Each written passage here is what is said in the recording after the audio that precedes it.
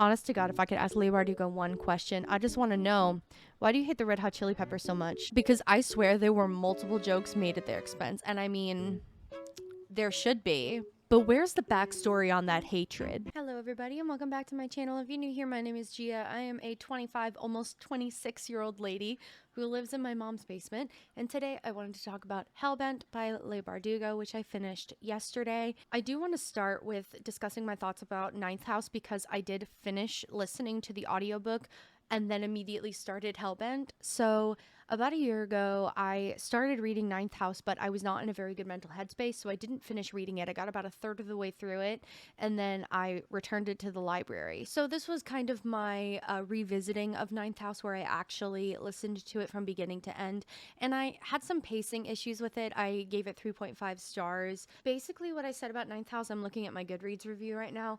Basically, what I said is that I didn't feel prepared going into the book. There was a really, really long list of trigger warnings that I included because I don't think I was fully prepared to experience what I experienced. My biggest issue with Ninth House was the pacing because it was set up to be everything that I wanted it to be, in that it had the dark academia vibes and a murder to solve and secret societies. And I think that Leigh Bardugo does an excellent job of discussing classism and privilege, almost to the point of satire, juxtaposed to the protagonist, which is everything that the House of Lethe is positioned to reject. And I found the writing fantastic and the characters authentic, but I found the pacing really slow. Multiple times I asked myself if I needed to go back because I felt like I spaced out while listening to the audiobook.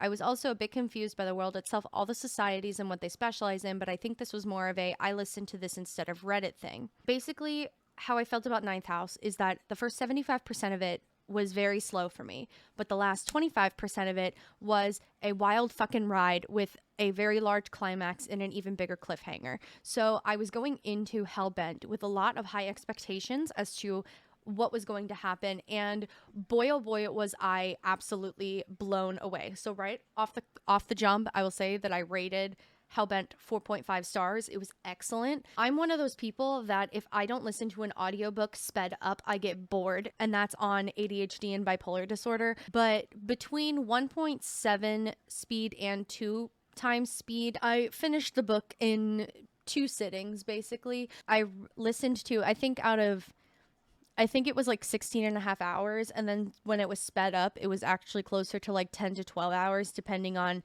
how fast I had it at the time. I was like down here building a bookshelf, like this bookshelf, like hammering in nails while listening to Hellbent. And it was just a wild ride. I listened to 8 or 9 hours on the first day and 2 to 3 hours on the second day. So, this experience being over a day and a half, basically 16 hours, as opposed to my experience with Ninth House, where it took me about a week and a half to listen to the entire thing, should tell you how much more I enjoyed Hellbent than Ninth House. I said that from the jump, Hellbent throws you back into the action that sucked me in at the end of Ninth House. I said in my Ninth House review that I agreed with some other readers in saying that the first 3/4 of Ninth House were a bit of a drag at times, but the last fourth was full of action, had a massive climax, and an even bigger cliffhanger. Bardugo takes this energy and throws it into Hellbent, but keeps that pace for the rest of the book. The pacing issues I encountered with Ninth House are then resolved here. I didn't feel bored or lost, instead engaged and ready for the next thing. I think also that once again, that Bardugo does an excellent job with her character work. Every character feels so authentic and real. And then I gave a very brief description that was non-spoilery. If you haven't read Hellbent yet, but you are interested in doing so, this is a good synopsis of the book. It follows Alex and Dawes on a turbulent adventure involving multiple trips to hell, dealing with sexist administrators that have filled the void since the early retirement of Dean Sandow. And as if things could get any worse, demons. Said adventure they're undergoing is all to get Darlington back, as we found out in Ninth House that he was kind of eaten by a portal monster because he went digging around where he shouldn't have, and thus Alex and Dawes go to hell, literally. This was a massive, wild ride. I was on the edge of my seat, gripping the armrests of my chair the entire time. I included the rest of my review behind a spoiler wall just because I really didn't want to spoil anything for anybody. So going forward, if you don't want any spoilers, I would just cut it here and just say that I highly recommend this book, 4.5 stars. If you read and enjoyed Ninth House, at least in the 3-star range, in that you are invested enough in the story to continue it, I would highly suggest picking up Hellbent because it is a improvement on its predecessor. However, if you read 9000 and you were like kind of not feeling it, then maybe it's not your thing. But if you're willing to give the series a second chance because you do like Leigh Bardugo and have read other things by her and just Ninth House wasn't your tea, Hellbent would also be good for you. But if it's not your tea at all, then just listen to me talk about it. So moving forward, all spoilers. So my recollection is not going to be perfect because once again, I listened to this sped up, but I think I understand exactly what happened. So the main ritual that Alex and Dawes have to undertake after multiple other attempts to go to hell. But in order to get Darlington back, they have to do this ritual that involves 4 murderers. So the like 4 people involved that have all killed somebody. So I think it's more of like a trading of sins kind of thing, that in order to get your friend back, you have to give something else. So because of this, there's a lot of portal opening, and Hell actually wants to keep Alex because they think that it's the fairest trade to give Alex for Darlington. And of course, that doesn't happen. But in order to do so, Alex and Dawes need to collect 2 other murderers because Alex, we find out later, had killed all of the people at Ground Zero, maybe not of her own free will, but Dawes had also killed Blake in Ninth House protecting Alex. So Dawes' story is the most simple.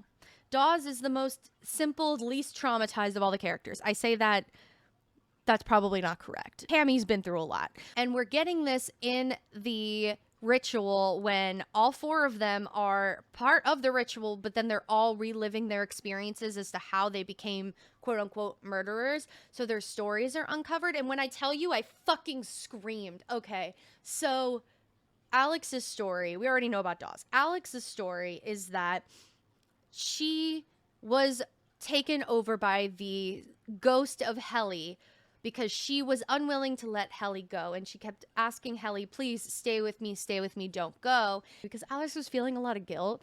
They had gone to the movies that day and Alex fell asleep, but they didn't have enough money to get back to the party. And Helly decided that in order to save them from Len's wrath, she left Alex at the movie theater, took the remaining money that they had and just paid for a bus fare for herself to go back and like deal with what they had to deal with because they were being passed around as party favors, to put it lightly. And Helly took the abuse and ended up getting assaulted and was forced to ingest drugs that she later overdosed on. And Alex felt extremely guilty about this and completely understandable. So when she sees Helly as a gray, she is freaking out and scared, saying, don't leave me, don't leave me. And she takes on Helly's energy and rage, and it's Helly that kills all the boys, takes up the baseball bat and just kills them all because it's her quiet rage that did them in. This was a person who had so much life in her and so much left to experience. And from Alex's perspective, she always seemed to be so bright and full of life. So Alex felt such guilt for her loss. So then later, when Alex's hell demon takes the shape of Helly, and this hell demon says that it should have been you, Alex realizes that, yeah, it probably should have been. And this broke my heart. Broke my heart. But when Helly's rage is the reason that all those boys are dead, she was never mad at Alex because she still took the time to clean Alex up and set her down beside Helly's body so that when she woke up and the police were called, she looked like an innocent lone survivor. Because Helly was angry, but she was never angry at Alex. She sacrificed herself for her. And I think that was something that made Alex realize when the hell demon was interacting with her that this wasn't Helly. Although she had as bad of a life and as shitty as of cards that she was dealt, she still was never angry at Alex or took it out on her. And that honestly broke my heart. As if it couldn't get any more tragic, Tripp and Turner stories had me on the edge of my chair because, okay, Tripp's story was concerning an older cousin of his that was prone to violence and that made him feel uncomfortable and basically made his life's mission to be miserable. Like, this cousin, whose name was Spencer, was really prone to violence and he didn't care and he knew that he could get away with it and he was pretty sadistic, to be honest. Spencer almost drowned Trip in the pool at Trip's birthday. And then when confronted about what happened, Spencer burst into tears and said that he thought that Trip was kidding, and then made it out like it was an accident when actually Spencer was actively trying to kill Trip. So, to say the least, Trip was pretty uncomfortable being around his cousin. So the murder in question wasn't really like it wasn't active. It was more of an indirect murder because they were all out on a boat with Trip, his father, and like I guess the mom and like his aunt and Spencer. And Spencer is like, "How you doing, shit stain?" Like being really really mean to Trip, and Trip is keeping his distance. And when they hit a bout of stormy weather, Spencer is off on the back of the ship, and he's messing around with a bunch of ropes because the ropes, if they get caught under the boat, they can get caught in the propeller and the whole boat can capsize, and it can cause a lot of problems, and it can also burn out the engine. So when Spencer is trying to deal with the ropes and he's doing it in a way that is unsafe and incorrect, Trip sees Spencer fall off the ship. I thought maybe when this was happening, I was like, oh my God, is he going to push him? No, Spencer just fell. Spencer fell off the ship and Trip did nothing. Like he went to do something and then he stopped and then looked around and then realized that everybody else was absorbed into everything else that they were still doing. So with all the chaos and everything going around, nobody noticed that Spencer fell off the boat, but also nobody could hear him. Like if he was screaming or screaming for help or anything, nobody did anything. So Trip just said nothing. He didn't really murder his cousin. He just witnessed an accident and didn't step in to help. A couple of things that I noted about this, and it's not so much as a criticism as much as I wish that I saw this, is I wish that we got the aftermath of this event. Did Trip lie to his family? Like was there more of a weight to this instead of just Trip watching his cousin drown, essentially? What was the aftermath of this? What is the weight of this moment in Trip's life? Like, did he have to lie to his family? Did they ask if he saw Spencer go overboard, or ask when was the last time that you saw him? Or when there was a funeral, did Trip get invited to speak about the life of a cousin that to everyone else was by all accounts normal?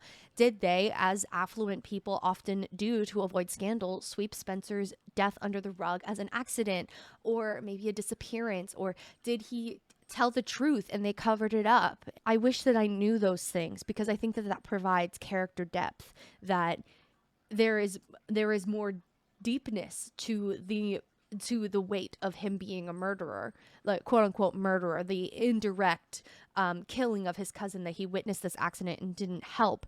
But if he had to lie about it, does this add more weight to his role in the ritual? But also up until now, we have seen him as this kind of dopey golden retriever frat boy. So now that we see some of the trauma that's hidden underneath him, because when we first see him in Hellbent, he's just kind of squatting at the frat house because he didn't end up graduating and he doesn't have anything else lined up. So he's just kind of hanging out there and not paying any rent or anything because he doesn't know what to do. Nobody taught him anything. It's like that post that I see on Facebook, or this TikTok that I see on occasion. It's like, if you go into adulthood not understanding what to do with your life or not knowing how to do things, that's not your fault, because somebody was supposed to teach you. Somebody was supposed to teach you how to be an adult. And Trip didn't know these things. He was kind of sent out into the world as this dopey golden retriever, where we heard in Ninth House Alex talk about him, that he, like Blake, was just going to be this white frat boy who gets everything handed to him, and he gets a job handed to him outside of school after he gets a degree in business administration or some shit. And that didn't happen. So now he doesn't know what to do. He's floundering.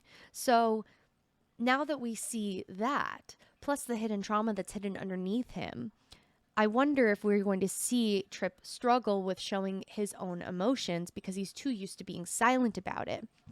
Because, going back to what I said about whether or not maybe the family kept Spencer's death silent, is Trip so used to covering up his own emotions? Because, affluent people tend to cover shit up because they don't want the attention. They don't want the scandal. So I wonder if at the end, turning Trip into a vampire, albeit he's like a himbo vampire who eats bugs, and he's basically going to be like the Cullens, but they turn him into this himbo vampire. I wonder if this character transformation, this physical transformation, is going to allow him to expound upon that trauma and allow him to be more of himself, because he has completely changed. He doesn't have to pretend to be what he was. He's something completely different now. He could be whatever he wants now. So I wonder if, now that I know that this is not a duology, obviously, because it left on another cliffhanger, I wonder if in the next book, are we going to see a different version of Trip? What more character growth is he going to provide? I think that Trip in particular is very interesting, and he's probably my favorite character, believe it or not. Like, probably, I'd say one of.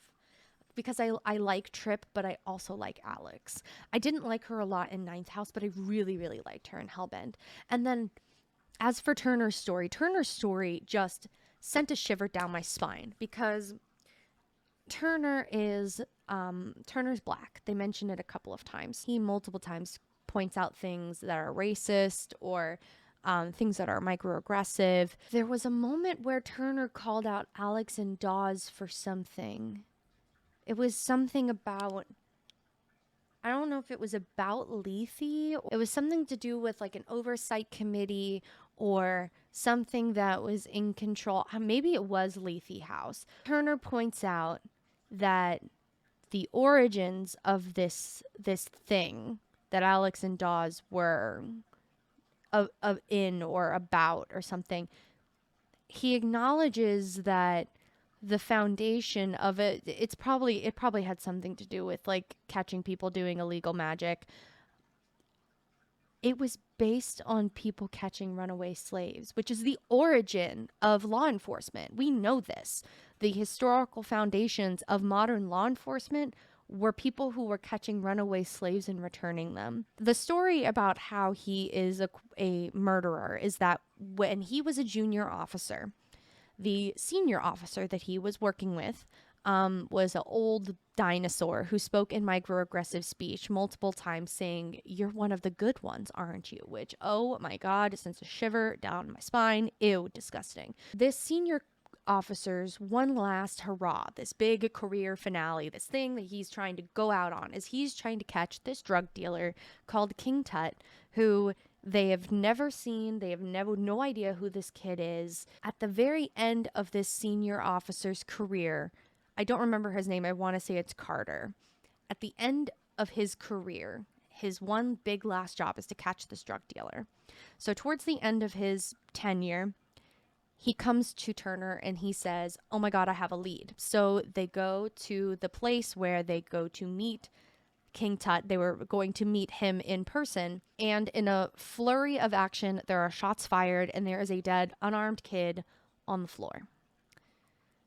And the senior officer, whose name I don't remember, said, "Oh, he surprised me. He had something in his hand," which is something that we have heard cops say when they shoot unarmed people. And Turner realizes that this senior officer went above the law, went rogue, was posing as a buyer for long enough, was able to be in the circles long enough to earn his trust, to get him alone, unarmed, unguarded, in a building, only to ambush him and kill him.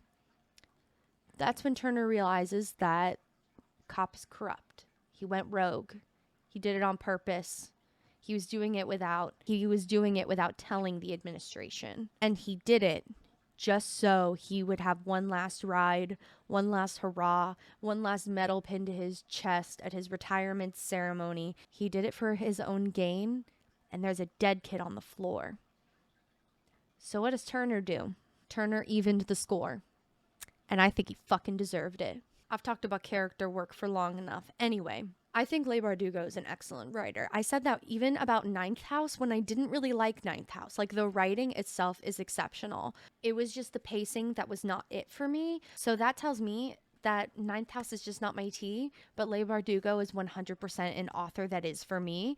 And I'm super excited to continue reading into her backlog because I know that my whole like brand on BookTube is my personal journey through reading books that I missed out on because I was so focused on school and high school and college that there was a span of about 7 to 8 years that I missed out on all of these books that are now foundational to everybody's love for fantasy or for paranormal romance or all of these like basically foundational books like Sarah J. Maas, Six of Crows, like that kind of thing. I missed out on all of those because it was just a time in my life where I was not reading, and to be able to indulge my inner adolescent reader and go back and do so is a joy for me. But also to have the same writers put out books that are meant for my age range, because it's definitely adult fiction.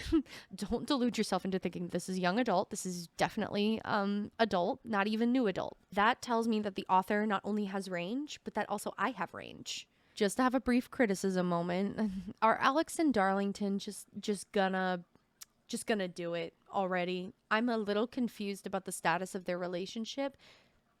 And I'm not sure, because Alex has a lot of chemistry with Turner too. Like whenever they're around each other, it's just like, ugh, I don't want to be around you either. But like, there's a dead body. Can you like figure out what happened or something? Like their vibe is just maybe not just like that, what I was just referencing, but like that did happen legitimately in Hellbent, where Turner was just like, yeah, I didn't want to call you, but like there's a dead body and there's something weird about it, so just come look at it. Like I legitimately love the vibes between Alex and Turner, but it's very clear that Alex and Darlington are being set up to be the love interest that is Endgame at the end.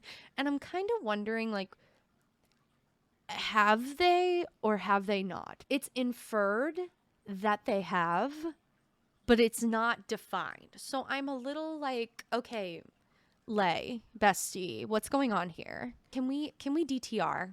Can we DTR, please? Anyway, that is Hellbent. I had such a great time listening to this book, and I am so excited to read more of Leigh Bardugo's backlog. She is definitely a author girly for me. I am vibing with her writing style and vibing with her storytelling. By rating Ninth House 3.5 stars and Hellbent 4.5 stars, altogether the series as a whole is an average of a 4-star for me. I would highly recommend it if you haven't somehow heard of this or haven't somehow read anything by her before. If you're looking for a adult dark academia fantasy, I would highly recommend Ninth House and Hellbent. That is all from me today. Thank you so much for hanging out with me. Be sure to leave a like and subscribe to the channel if you haven't already. If you'd like to find me anywhere else, you could find me on Twitch, Twitter, and Instagram. Remember to drink water and be nice to each other and exude kindness and empathy with everything that you do. And I will see you all in the next video. Bye.